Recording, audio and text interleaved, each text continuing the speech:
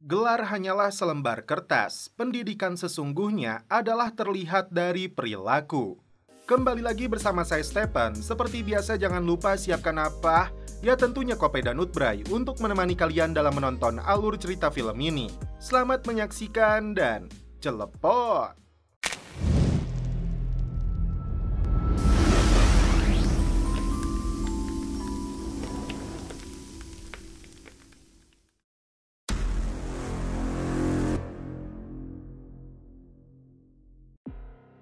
Film dibuka dengan ditampilkannya aktor utama dalam film ini yang bernama Rami, seorang perampok profesional yang sedang bersembunyi di Punta Cana 3 minggu setelah perampokan. Malam itu, Rami terlihat panik, merasa terkepung dan tidak bisa lari lagi dari orang-orang yang mengejarnya. Hey, show me the closest bathroom. Yes, you can turn this way. Wait, sir, it's this way. Belum terungkap apa yang sebenarnya terjadi, Rami hanya memikirkan masa depan kedua anaknya. Film kemudian mundur 10 bulan sebelum perampokan. Malam itu, Rami mengantar istrinya yang sudah tidak kuat lagi akan melahirkan anak kedua mereka. Come here, sweetie. Singkat cerita, istri Rami yang bernama Karin melahirkan anak kedua yang bernama Eddie. Sedangkan anak pertama mereka diberi nama John yang lahir saat Rami mendekam di dalam penjara. Rami mengingat kembali masa kecil dengan sahabatnya yang bernama Michael. Kurangnya pendidikan dari orang tua dan kerasnya kehidupan, Rami dan Michael sudah menjadi pencuri sejak masih bocil hingga mereka tumbuh dewasa. Tak main-main, Rami dan kawanan banditnya melakukan aksi perampokan bersenjata. Dan inilah salah satu aksi mereka.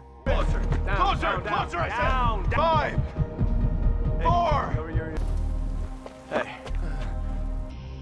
Bukan hanya didesak karena kebutuhan, bagi Rami dan timnya, merampok menjadi sebuah hobi dan kepuasan tersendiri. Michael disebut Rami sebagai perampok sejati yang low profile, tidak pernah meninggikan dirinya, bahkan bekerja sebagai pekerja sosial. Karena itu, Michael tidak pernah merasakan jeruji penjara. Berbeda dengan Rami yang keluar masuk penjara hingga dia memutuskan untuk pensiun setelah istrinya melahirkan anak pertama. 6 bulan sebelum perampokan, Rami menikmati profesi barunya sebagai koki di sebuah restoran. Suatu hari, Rami tidak sengaja bertemu kembali dengan Michael. Kedua sahabat ini memutuskan untuk minum bir bersama. Rami menjelaskan, selain menjadi koki, ada bisnis yang sedang digelutinya itu berkaitan dengan impor udang segar dibantu oleh temannya yang bernama Sule, yang bekerja sama dengan orang pelabuhan bernama Hasan. Intinya, Rami menjadi investor menggunakan uang yang dipinjam dari ayah mertuanya. Sedangkan Michael mengaku menjual produk tas keamanan hasil karya sendiri dibantu rekannya yang bernama Zoran. Tas tersebut dibanderol jauh lebih murah dari produk serupa buatan Jerman. Bukan tas biasa, selain sangat kuat dan kokoh, di dalam tas Jerman itu terdapat kamera pengintai, mikrofon, dan perangkat keamanan dengan teknologi tinggi. Untuk mendapatkan proyek pengadaan ribuan tas tersebut, Michael dan Jordan lebih dulu menjatuhkan produknya Jerman dengan menyebarkan cara membobolnya melalui YouTube. Masalahnya, berbagai cara sudah dilakukan untuk membobol tas Jerman itu, tapi selalu gagal total. Each mount has a chemical rocket and Sebelum kembali pulang, Michael menyuruh Rami menghubunginya bahwa dia membutuhkan sesuatu. Rami paham betul dengan penawaran Michael, yang itu artinya mereka akan kembali merampok. Bosan ngontrak terus di atas rusun, Rami berjanji kepada istrinya akan membelikan rumah dari hasil bisnis udangnya. Rami meluapkan kemarahannya kepada si Sule karena merasa telah dibohongi. Bukan tanpa alasan, seluruh uang miliknya termasuk milik mertuanya telah habis diinvestasikan untuk udang tersebut. Tidak bisa fokus lagi untuk bekerja, Rami memutuskan untuk mengundurkan diri dari pekerjaannya sebagai koki setelah terlibat perselisihan dengan bosnya. You'll never set foot in here again. Then go. Tak sampai di situ, Rami ditelepon temannya yang bernama Granit untuk segera membayar hutang karena dia sendiri dipaksa membayar oleh para mafia itu. Rami yang sudah benar-benar dadas meminta waktu untuk mengumpulkan uangnya dulu. Karena sudah terdesak, Rami memutuskan untuk bergabung lagi dengan kawanan perampok teman lamanya yang sudah mengetahui tentang masalah bisnis udangnya. Di malam hari, Rami bertemu dengan Michael dan pacarnya yang bernama Alex di sebuah klub malam. Alex mengaku bekerja di sebuah perusahaan usus yang mengelola uang tunai sebagai petugas penghitung uang. Dia menyebut biasanya bank atau perusahaan keuangan menyimpan berangkasnya di lantai 1 atau basement. Tapi perusahaan di tempat si Alex ini bekerja justru berangkasnya berada di lantai 6 atau paling atas. Awalnya, Rami marah dan menolak ajakan Michael untuk membobol berangkasnya. Tapi Michael mengajak dulu Rami melihat lokasi perusahaan targetnya. Dengan jarak kantor polisi yang hanya 255 meter, menurut Rami sangat mustahil mereka berhasil lolos setelah merampok uangnya. Tapi ternyata Michael punya rencana yang tidak pernah Rami duga, yaitu menggunakan helikopter yang mendarat tepat di atas atap perusahaan targetnya. Seorang profesor dibawa oleh Zoran untuk membobol tas keamanan Jerman, tapi lagi-lagi gagal.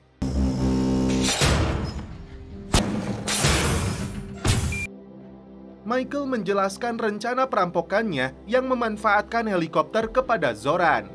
Tak hanya itu, dengan bantuan orang dalamnya perusahaan tersebut, Michael yakin perampokan ini akan berjalan dengan mulus dan cepat. Zoran setuju dengan rencana mereka, tapi untuk memuluskan rencana perampokan ini, dibutuhkan setidaknya 20 orang dengan jobnya masing-masing. Karena membutuhkan bahan peledak, mereka akan kembali merekrut Nicky. Selanjutnya, kita diperkenalkan dengan polwan bernama Leoni yang bertugas di divisi Bareskrim. Hari itu, Leoni menangkap seorang penjahat sekaligus pengusaha kaya bernama Stefan. Meski dia sedang rapat, Leoni tidak peduli dan langsung menciduknya. Bukan tanpa alasan, Leoni akan menyebut orang ini terlibat dalam pemerkosaan anak di bawah umur dan beberapa kasus lainnya. Di dalam lift, Leoni makin terpancing setelah Stefan menyebut bocah-bocah itu yang memintanya. Someone like me. Di malam hari, Rami menemui ayah mertuanya karena uang yang dia investasikan untuk bisnisnya ikut lenyap tanpa sepengetahuan Karin. Rami yang stres meluapkan masalahnya dengan berlatih tinju. Leoni menemui atasannya karena tersangka Headclean dibebaskan setelah tidak adanya bukti dari kesaksian korban. Inilah yang dia sesalkan, apalagi giliran Leoni yang diserang oleh penjahat itu dengan alasan penyerangan di dalam lift. Akibatnya, Leoni akan diselidiki oleh Propos. Pura-pura memberikan makanan kepada para pekerja konstruksi yang akan dirampok, Michael mendapat informasi setelah akhir pekan uang tunai akan dibawa ke sini. Sementara itu, Rami sudah mendapatkan cetak biru perusahaan yang akan mereka rampok dari kantor perencanaan kota. Rami kembali dihubungi komplotan mafia yang memaksanya membayar hutang sebesar 5 juta euro sebelum akhir bulan. Menyewa sebuah ruangan dengan keahliannya, Michael lebih dulu mengganti kunci pintunya, lalu menjebol dinding sebagai bagian dari rencana perampokannya nanti. 5 minggu sebelum perampokan, Zoran mencari pilot yang mau diajak kerjasama dalam perampokan nanti. Leoni terancam diberhentikan dari kepolisian jika Provos menilai dia bersalah dalam kasus penyerangan di dalam lift. Ibu satu anak ini mulai risau, apalagi tidak ada satupun rekannya yang mau membantu. Leoni nampak panik ketika anaknya tiba-tiba menghilang. Kian? Michael membeberkan informasi yang didapatkan dari Alex kepada Rami tentang lokasi berangkas dan ruang penyimpanan yang aman dari kamera CCTV, termasuk sebuah jendela yang menghadap ke sumber cahaya. Keduanya lalu bertemu dengan Nicky yang dijuluki ahli peledak. Dari sejak masih bocah saja, mainannya adalah dinamit. Inilah contoh dari beberapa aksinya.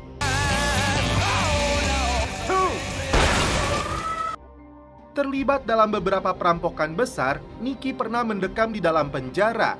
Bahkan pernikahan dan bulan madunya dilakukan di dalam sel. Tak pikir panjang, Nicky pasti akan ikut apapun rencana Rami dan Michael. Michael mengatakan perampokan ini akan dilakukan di depo uang cash yang ada di Vesberga. Kembali ke si Zoran yang menemui pilot yang pernah dipecat karena menerbangkan helikopter di bawah jembatan. Menurutnya, mendarat di atas atap bangunan pada tengah malam tidak ada masalah. Zoran menjamin tidak ada polisi Swedia yang akan melepaskan tembakan ke arah helikopter yang mereka gunakan. Bahkan, helikopter polisi akan dipastikan lebih dulu tidak bisa lepas landas. Uang muka 20.000 euro yang diminta langsung disepakati oleh Zoran. Belum terungkap apa tujuannya, yang jelas Michael kembali bekerja untuk membobol dindingnya.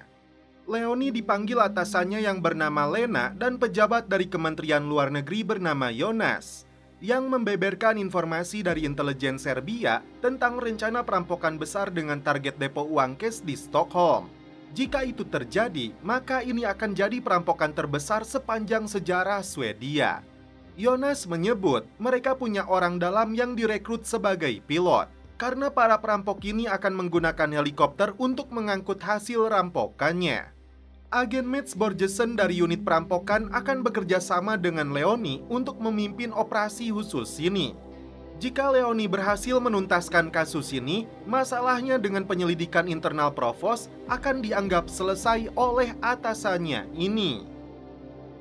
Michael terbangun saat melihat dua petugas membawa koper uang. Ternyata dari ruangan ini, Michael menerobos masuk hingga ke ruangan ATM untuk merampok uang yang dibawa petugas. Leonie dan agen Mats mendapat informasi bahwa pilot helikopter yang berasal dari pasukan tempur itu akan menjadi informan mereka dan masuk dalam perlindungan saksi. Di sini juga Leonie mengetahui orang yang menghubungi pilot tersebut adalah Zoran. Menurut Mats yang sudah lama bertugas di divisi perampokan, para penjahat ini bukanlah gangster ataupun pemadat yang ingin nama mereka mencuat. Tapi mereka seperti atlet yang tidak semata-mata mengejar uang, karena yang utama adalah kemenangan. Selain rajin berolahraga, sebagai bentuk persiapan fisik dan mental, di tempat biliar inilah Rami dan Michael akan berkumpul dengan kawanan bandit lainnya. Kembali ke Leonie yang membeberkan tentang sosok Zoran kepada tim operasi kepolisian. Ternyata Zoran yang seringkali dihubungkan dengan berbagai kasus perampokan, faktanya tidak punya catatan kriminal. Aksinya sangat licin selicin kepalanya. Zoran tercatat 7 perusahaan seperti bar, kafe, hingga perusahaan konstruksi ini. Bukan perampok biasa, mereka dinilai sangat cekatan, cerdik, dan selalu selangkah di depan aparat. Nikki mengaku membutuhkan uang untuk membeli alat peledak. Tentu saja itu bukan masalah karena Michael sudah mendapatkannya. Jadi, pencurian uang dari petugas pengisian ATM itu digunakan sebagai modal untuk rencana perampokan terbesar sepanjang sejarah Swedia. Leonie menyebut Zoran adalah jalan masuk untuk menangkap kawanan bandit, dan karena itu pengintaian terhadap Zoran akan dilakukan selama 24 jam penuh. Rami menilai mereka perlu menguji coba bahan peledaknya ke atap bangunan yang memiliki beton tebal 3 lapis, mirip seperti perusahaan keuangan yang akan mereka bobol. Dan ternyata mantan pilot tempur yang direkrut oleh Zoran itu bernama Filip Zipik. Tim berharap Filip menyamar sebagai agen ganda yang akan membantu mereka menangkap basah kawanan perampok itu sebelum beraksi. Singkat cerita, diam-diam tim memasang alat penyadap dan pelacak di dalam mobilnya. Tepat di seberang rumahnya Zoran, tim kepolisian membentuk markas operasi untuk mengintai pergerakannya. Kemanapun Zoran pergi, tim selalu membuntutinya. Sayangnya, tim tidak bisa menerobos masuk ke dalam bar. Padahal di dalam bar, Zoran bertemu dengan Michael, Rami, dan Nikki yang menyebut menemukan bangunan di tengah kota dengan struktur bangunannya sama persis. Tiba-tiba Rami dihubungi Karin untuk segera pulang. Ternyata temannya datang dalam kondisi babak belur. Berharap Rami segera membayar hutangnya kepada mafia itu atau keluarga mereka akan terancam. Tim kepolisian yang masuk ke bar gagal menemukan Zoran yang lebih dulu pergi dengan kawanannya untuk melihat helikopter yang akan mereka gunakan dalam perampokan.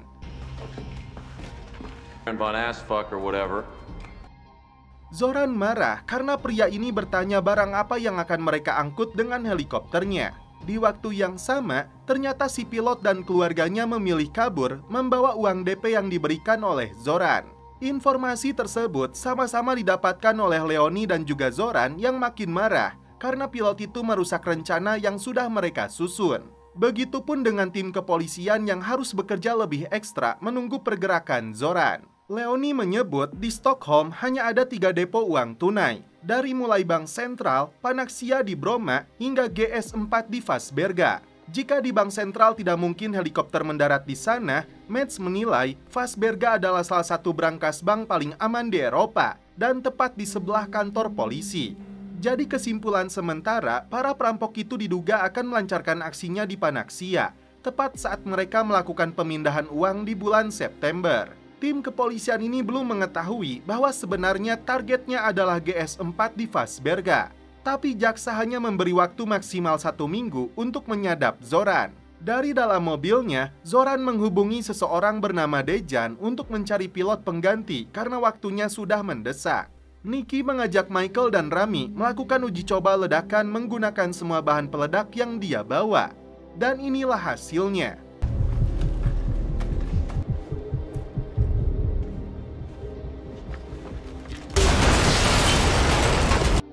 Sementara itu, Leonie mendengar rekaman penyadapan komunikasi yang dilakukan Zoran dengan koneksinya di Beograd, Serbia. Dari sinilah, tim bisa mendapatkan informasi penting bahwa aksi perampokannya akan dilakukan tanggal 15 September. 3 minggu menjelang perampokan, di sebuah klub malam, Zoran sepertinya menemukan pilot pengganti. Rami terpaksa menjaga si bungsu karena istrinya harus membawa John ke UGD. Diajak naik kereta Wus, Rami ditugaskan oleh Michael untuk membeli daging dari pemasok. Ternyata Rami hendak membeli beberapa senjata ilegal yang dibutuhkan untuk perampokannya nanti. Si penjual senjata heran karena ini kali pertamanya penjahat yang membeli senjata membawa anak. Karena bayinya menangis, Rami mengganti popoknya. Pulang ke rumah, Karin tidak menemukan keberadaan Rami dan anak bungsunya. Dia terkejut setelah menghubungi restoran. Ternyata suaminya itu sudah lama resign. Beberapa saat kemudian, Rami pulang tanpa mengucap sepatah kata apapun membuat Karin penasaran. Singkat cerita, Rami dan tim kembali membahas perubahan rencana karena resikonya gedung bisa runtuh jika atapnya diledakkan. Opsi keduanya melalui piramida kaca, tapi itu pun belum yakin. Rami makin ragu dengan rencana perampokan ini karena Michael belum menemukan solusi untuk menyabotase helikopter polisi. Rami sampai berkata, jika perampokannya ingin dibatalkan ini saat yang tepat. Tapi Michael masih optimis untuk melanjutkannya. Belum jelas apa rencananya, Michael mengikuti sebuah helikopter polisi yang terbang ke arah hutan, lalu mendarat di sebuah lokasi. Yang jelas, Michael nampak senang, seakan sudah menemukan solusi untuk masalahnya.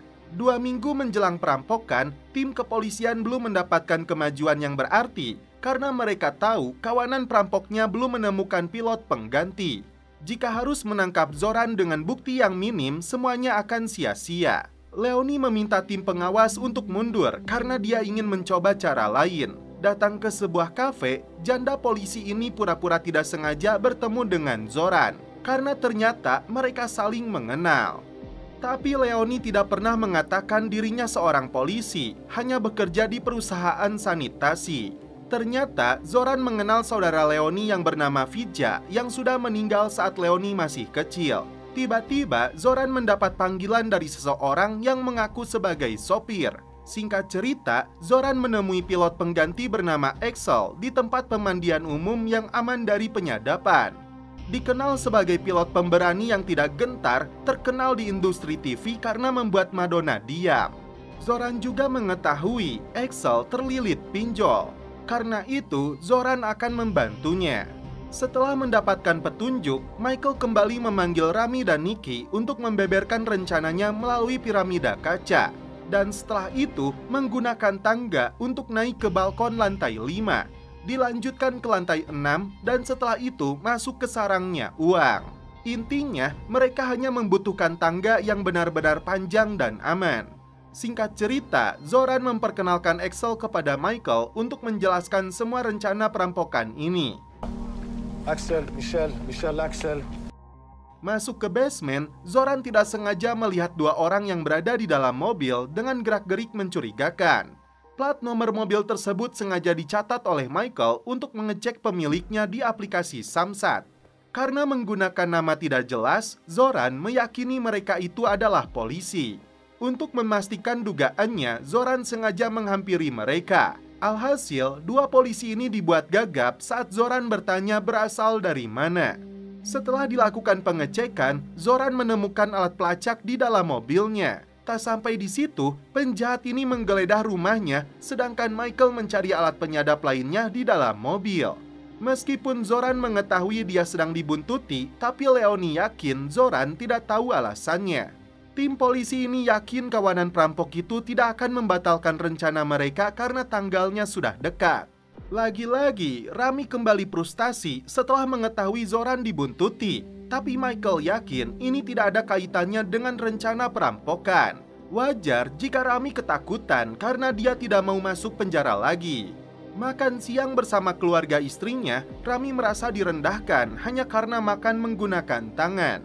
Karin sendiri mengancam akan mencari penggantinya setelah mengetahui Rami tidak bekerja lagi di restoran.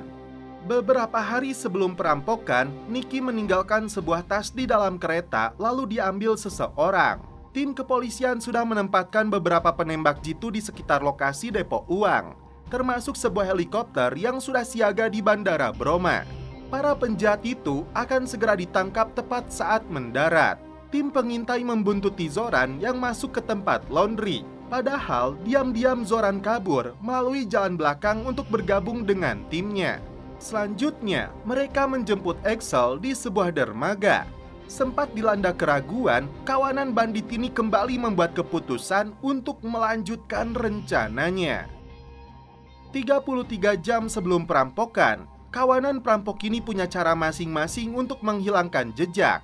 Dari mulai Michael yang hadir dalam pertandingan sepak bola, sedangkan Rami meninggalkan anak dan istrinya menempati sebuah rumah kosong di tengah pulau. Beda lagi dengan Nikki yang memesan tiket kereta api menuju utara seolah-olah mau mendaki gunung. Sementara itu, Zoran bersikap senormal mungkin seakan perampokannya batal dilakukan. Alhasil, tim kepolisian sudah frustasi memutuskan untuk membubarkan operasi pengintaian yang sudah dilakukan selama ini. Tak sampai di situ, kasus pemukulan yang dilakukan Leonie kepada Stephen dilanjutkan penyelidikannya oleh Provos yang mengancam karirnya Leonie. Di sisi lain, Leonie punya keyakinan kawanan perampok itu tidak akan membatalkan rencananya yang sudah sejauh ini. Setelah Zoran mendapat informasi adanya teras yang sedang direnovasi, Michael menghubungi timnya untuk mulai mempersiapkan diri. Terlihat salah satu anggota yang membawa tas. Kemudian seorang wanita yang sedang bekerja di dapur restoran pun langsung pergi. Sedangkan Rami mempersiapkan persenjataan. Hanya si Axel yang terlihat masih galau dan gelisah takut dirinya akan menjadi sasaran penembakan polisi. Ditanya tentang teknis rencananya, Axel menyebut dari depo uang Fassberga itu mereka akan terbang ke Northburg, lubang kerikil untuk menurunkan uangnya, lalu terbang lagi menuju pantai kanan untuk membuang helikopter. Di sana akan ada dua perahu yang menunggu, satu untuk membakar helikopter dan satu lagi untuk Axel. Tiba-tiba Axel menyebut mau meminta temannya untuk menabrakkan mobil miliknya. Michael terkejut karena seharusnya tidak ada orang lain lagi yang dilibatkan atau mengetahui rencana perampokan ini termasuk keberadaannya. Sementara itu, dua anak buah Michael melaporkan bahwa di dalam hanggar mereka hanya melihat ada satu helikopter. Michael menyuruh mereka untuk terus memantau sampai helikopter polisi kedua mendarat. Sedangkan Rami dan Nikki mempersiapkan tangga panjang yang mereka butuhkan untuk masuk ke ruangan brankas. Michael sempat berpikir untuk membatalkan rencana ini jika helikopternya tidak juga datang. Nikki marah karena rekannya lupa membawa kabel peledaknya. Daripada mereka bertengkar, Rami menyuruhnya untuk kembali lagi ke gudang mengambil kabelnya. Tepat jam 3 pagi, akhirnya helikopter polisi sudah mendarat. Salah satu anak buah Michael segera melompati pagar untuk menyimpan sebuah kotak yang mirip dengan pemancar. Apakah ini bagian dari rencana Michael untuk menyabotase helikopter polisi itu? Terlihat Axel sudah mulai mempersiapkan helikopter yang akan digunakan untuk aksi perampokan. Zoran yang nantinya bertugas menjemput tim bermaksud mengejar waktu dengan memacu mobilnya dengan kecepatan tinggi. Ternyata ada polisi patroli yang langsung mengejarnya. Sempat bersembunyi di dalam hutan, Zoran buru-buru membuang senjatanya pura-pura sedang boker. Ketegangan pun dimulai ketika kawanan perampok ini mulai lepas landas menuju gedung sasaran. Tepat di atas helikopter, Michael kembali mengingatkan timnya untuk membulatkan tekad agar rencana perampokan mereka berjalan dengan lancar. Sesuai dengan planning awal, dalam waktu 15 menit, mereka harus sudah kembali ke helikopter membawa uang hasil rampokannya. Setelah menggunakan penutup kepala dan helm, Michael, Rami, dan Nicky mendarat tepat di atas gedung depo Fasberga. Tak mau buang waktu, tim langsung memecahkan kaca yang ternyata sangat tebal. Sementara itu, Axel akan menerbangkan helikopternya selama 15 menit ke depan sampai tim kembali. Setelah kacanya pecah, tim menurunkan tangganya sampai ke atas balkon. Dari balkon pertama ini, mereka menggunakan tangga kedua untuk meledakkan kaca jendela. Beberapa saat kemudian, tim kepolisian sudah mengepung depo uang ini. Tepat di atas ruangan yang tidak dilengkapi kamera CCTV seperti yang diceritakan Alex, akhirnya tim bisa membuka helm meskipun hanya sebentar. Untuk menuju ruang brankas, tim harus melucuti pintu magnet terlebih dulu. Dan setelah itu, pintu lapis kedua yang harus diledakkan. Untuk masalah ini, Nicky lah jagonya. Just do it for fuck's sake!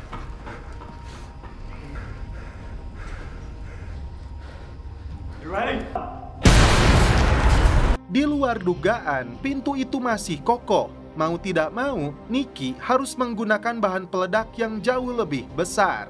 Ketegangan meningkat karena Nicky tidak mau mencelakakan orang. Tidak ada pilihan lain, pintu besinya kembali diledakkan.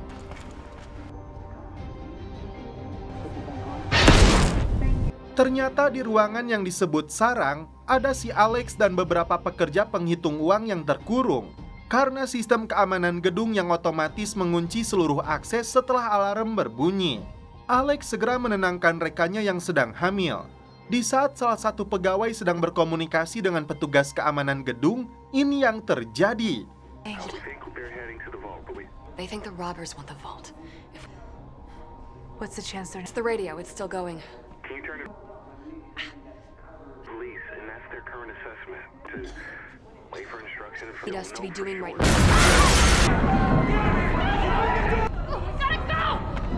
Tak mau buang waktu, kawanan bandit ini langsung menjebol gemboknya satu persatu sambil memasukkan uangnya ke dalam karung.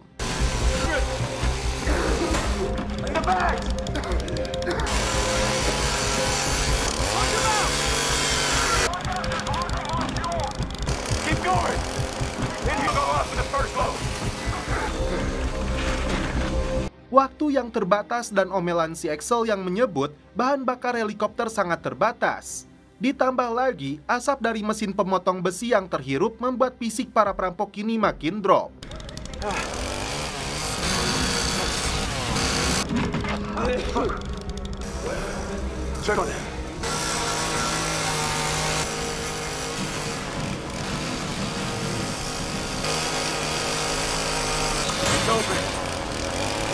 Ratusan gepok uang itu dilemparkan ke atas balkon. Disinilah para bandit ini kehilangan waktu yang seharusnya ditargetkan selesai dalam 15 menit. Dari atas helikopter, Axel terus memberitahu kawanannya ini bahwa pasukan polisi sudah bergerak masuk ke dalam gedung. Meskipun uangnya masih banyak, mereka terpaksa mengambil semampunya. Karung-karung yang berisi uang hasil rampokan tersebut lalu ditarik satu persatu menggunakan tali. Akhirnya, kawanan bandit ini berhasil naik ke atas helikopter dengan membawa uang hasil rampokannya.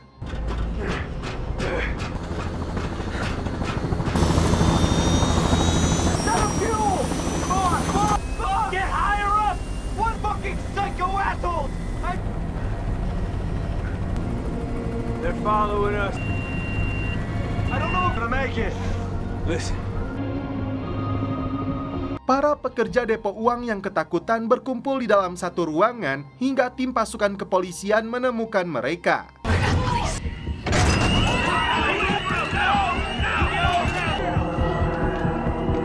Zoran sudah standby saat helikopternya mendarat. Michael dan tim pindah ke dalam mobil. sedangkan Axel diberi 1 jerigen bahan bakar untuk melanjutkan penerbangannya menuju pantai kanan. Take that! Run!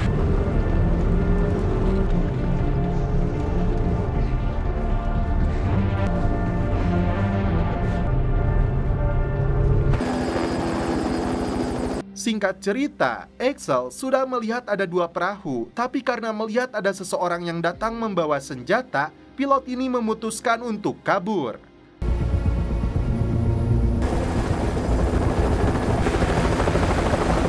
Sementara itu, Leonie yang mendengar dari radio adanya perampokan terbesar dalam sejarah Swedia segera meluncur ke TKP. Kembali ke Rami dan tim yang menghitung seluruh hasil rampokannya.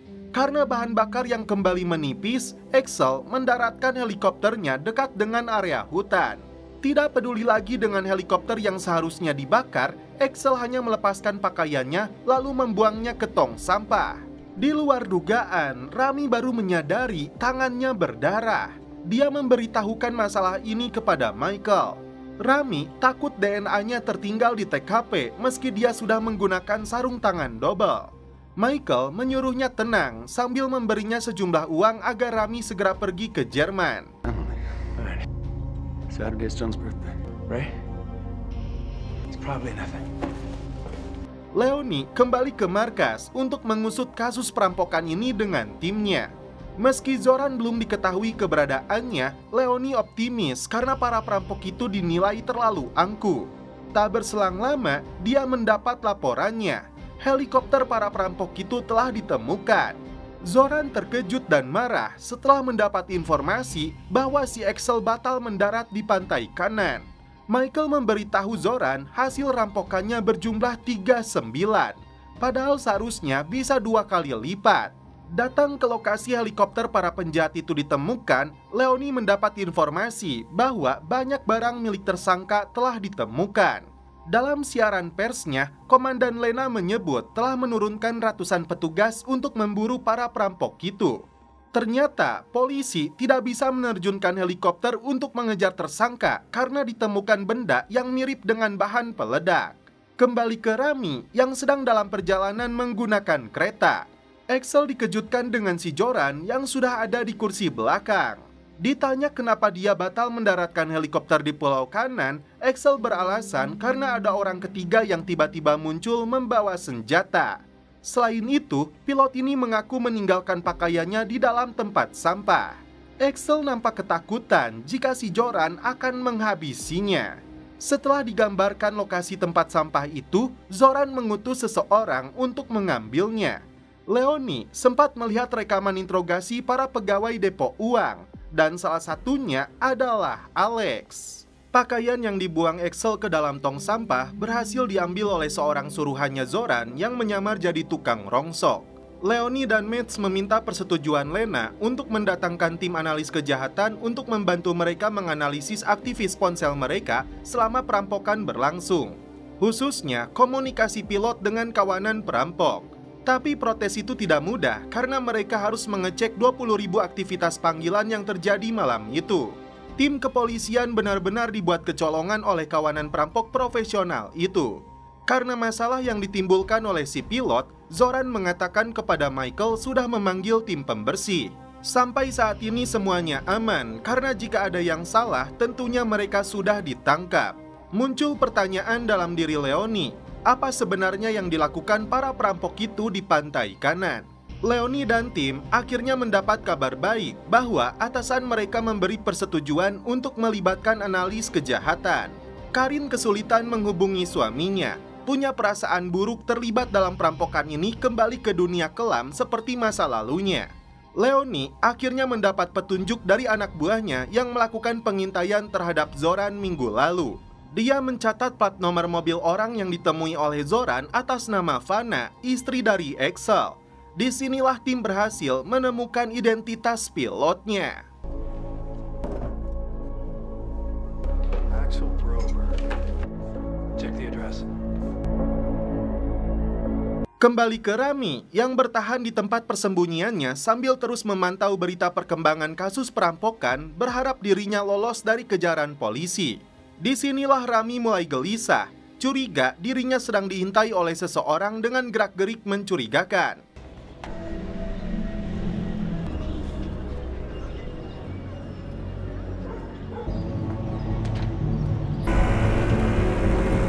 Faktanya, tim kepolisian menemukan bercak darah salah satu perampok di TKP. Inilah yang ditakutkan Rami, darah itu miliknya setelah menyadari tangannya terluka. Tim kepolisian sudah menyelidiki Axel yang diketahui sebagai pecandu narkoboy. Tapi profilnya dianggap tidak cocok terlibat dalam perampokan karena dia punya pekerjaan bagus sebagai marketing di sebuah perusahaan turbin angin dengan keluarga dan rumah yang nyaman. Axel mulai gelisah setelah melihat sebuah mobil sedang mengintainya. Tim menilai para perampok ini sangat cerdas dan profesional dengan metodologi yang sangat elegan. Karena tidak ada tembakan dan korban yang terluka, Leoni kemudian meminta keterangan dari si Alex dengan menampilkan rekaman aksi yang dilakukan salah satu perampok. Disinilah Alex seperti mengenalnya, tapi dia katakan tidak. Lagi-lagi, Leoni dimarahi Lena karena ternyata tim analis kejahatan dihubungi Leoni tanpa persetujuan atasannya ini. Situasi makin parah karena mereka mendapat desakan dari Kementerian Kehakiman untuk segera menangkap para perampoknya. Secara bertahap, Leoni sudah bisa menyimpulkan bahwa si pilot batal mendaratkan helikopternya di pantai kanan karena takut dibunuh mereka, lalu mendaratkannya di lokasi lain dan setelah itu dia kabur. Disinilah Leoni akan menyelidiki jalur pelarian pilot tersebut dari TKP ditemukannya helikopter. Seperti diperlihatkan di scene awal, Rami makin gelisah dan ketakutan sedang diintai dan diburu. Ternyata si pilot menggunakan ponsel milik pemuda yang bekerja di restoran McDonald untuk memesan taksi dari lokasi pendaratan. Leoni segera menemui pemuda ini yang mengaku ponselnya dipinjam seseorang. Setelah melihat rekamannya, ternyata dia adalah Axel. Begitupun dengan pengakuan sopir taksinya bahwa penumpangnya adalah Axel. Dan Axel sendiri makin was-was karena aktivitasnya terus diintai. Di sisi lain, tim sudah mendapatkan DNA dari darah yang tercecer di TKP yang diketahui sebagai Rami. Dia pernah dipenjara karena merampok Museum Nasional. Tim meminta bantuan Interpol karena Rami sudah meninggalkan negara ini. Ternyata ada DNA lain di lokasi ledakan yang sedang dalam tahap penyelidikan. Tak berselang lama, Mads mendapat informasi Rami terdeteksi berada di Dominika. Tim DEA Amerika mengira Rami akan melakukan transaksi narkoboy, jadi mereka terus mengamati gerak-geriknya. Tak hanya DEA, ternyata ada pihak lain yang mengawasi Rami. Dari hotel tempatnya menginap, Rami meminta bantuan seorang OB untuk mengirimkan surat ke Swedia. Dari hasil penyelidikan tim analis kejahatan, ada beberapa panggilan mencurigakan di malam perampokan. Salah satunya dari ponselnya si Axel yang ada di atas helikopter kepada istrinya. Dengan teknologi baru ini juga, tim bisa mengungkap panggilan dari para perampok dan lokasi keberadaan mereka hingga identitas para penggunanya. Apakah itu artinya seluruh identitas kawanan bandit ini telah diketahui tim kepolisian Swedia? Terjawab sudah 5 tersangka yang teridentifikasi sebagai kawanan perampoknya, yang terdiri dari Axel, Zoran, Rami, Michael, dan terakhir Nicky. Tim pasukan khusus segera diterjunkan untuk memburu mereka. Rencananya, paspor Rami akan dicabut agar Rami dianggap sebagai pendatang ilegal dan kemudian dideportasi kembali ke Swedia. Sedangkan si Axel terlihat sedang di bandara untuk kabur ke luar negeri. Berbeda dengan Michael yang segera tancap gas setelah melihat aparat sedang memburunya. Lain lagi dengan si Zoran dan Axel yang tidak bisa berkutik saat disergap. Michael dan Rami sama-sama melarikan diri di lokasinya masing-masing.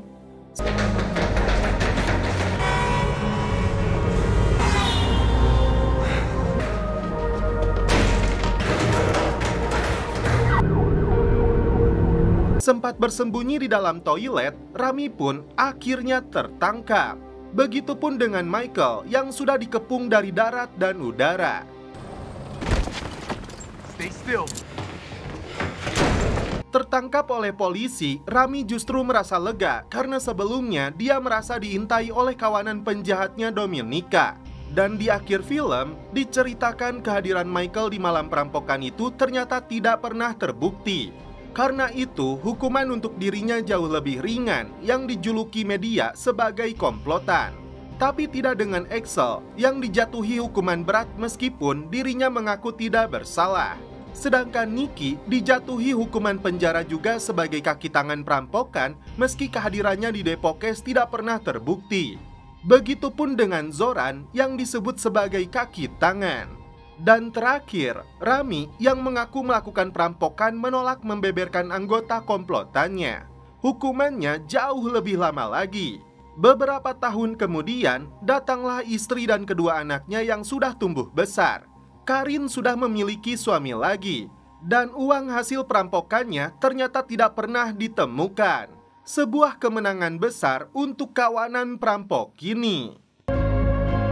Dan setelah itu, film pun berakhir. Oke guys, terima kasih yang sudah menonton sampai episode terakhir ini. Salam percelepotan duniawi, keep enjoy.